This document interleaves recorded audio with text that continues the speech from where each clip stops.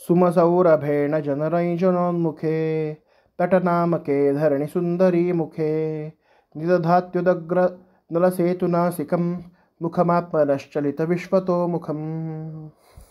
सुमसौरभेण, sum म्हणजे पुष्प, सौरभ म्हणजे गंध, म्हणजेच पुष्परसाच्या गंधाने परिपूर्ण असे.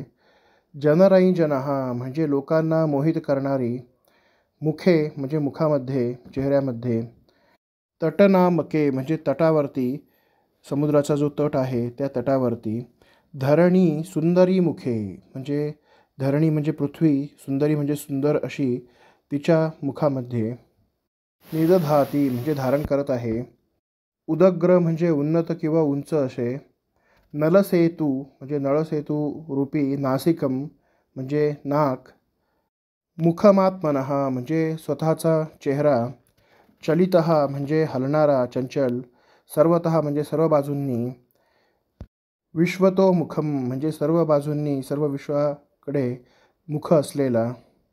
नारायणाचार्य इथे नळाने बांधलेला रामसेतू, तसेच पृथ्वी आणि समुद्र या तिघांचे वर्णन करतात.